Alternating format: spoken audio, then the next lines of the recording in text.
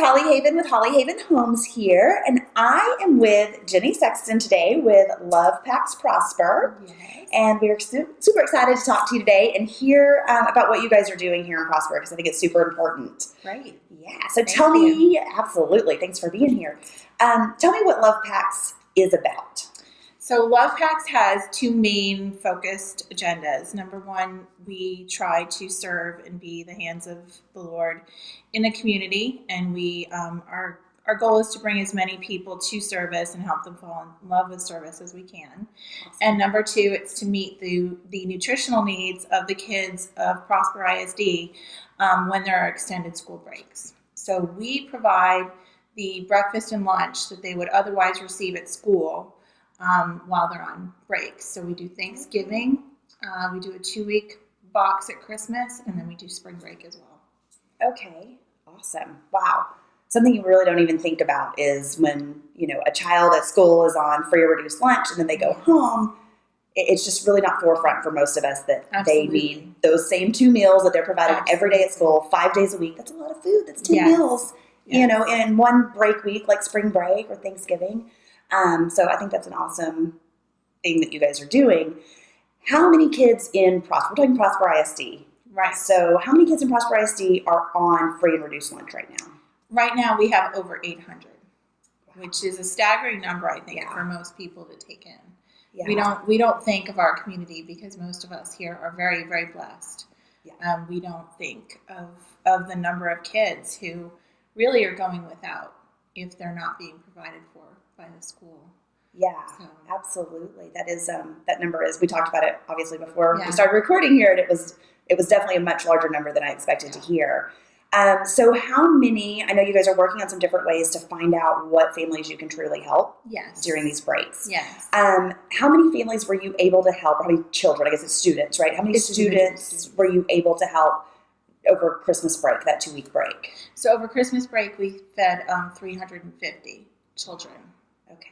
So that's huge. Yes. That's really awesome. Yeah. And so part of that is some families, maybe haven't responded, or we don't, we don't know that they need help. So trying to get the word out there a little bit more, which is kind of what this is about. That's a huge, huge thing. Yeah, and the more people that share that we exist, I think the more people we reach, and the more people we can get involved and invested in helping their community. I mean, there are so many wonderful organizations here in town. And this is a very tangible way that you can participate and volunteer in helping the children in your classrooms. Yeah. So how can we volunteer? Who can volunteer? Give me just some ideas. I know you definitely have spring break coming up. Yes, so for one, you guys need donations.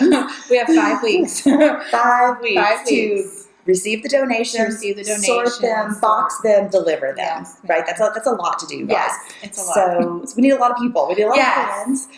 But we need donations. We need food. We need cash, cold hard cash. Yes. Cash is always helpful because we understand people are busy, but we are an approved 501c3 organization. Okay, so we can provide documentation for taxes. So that's a big help for a lot of businesses and people. But yes, we need donations, and all of that is on our website. We stick with a fairly traditional list of food that we really try and look at what can a child make on their own if need be. Right. Because again, we can't have the assumption that these kids aren't in homes where a parent might be working during the day over a break. So we're trying to give them simple things they can meet their own needs with. Okay. And what if a family maybe wants to serve and wants to come help, or we have students who need community service hours. We have lots of that opportunity out there as well. So how do we get information about that? So the best thing to do is really to join our LovePacs Prosper volunteers group on Facebook. Any family can come and serve. I mean, if a child can walk, they can participate. Of course, we need the adults around just because cans are heavy and we don't want any little toes hurt. We can put them in the little conveyor line, though, right? Exactly.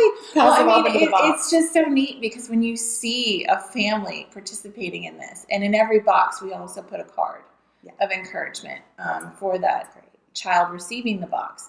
The interesting thing I think too is while we are a religious-based organization, a faith-based organization, we do not put any of that in our boxes. So there is not an agenda given with these. It's purely an act of service and love on our part, for these children in our community.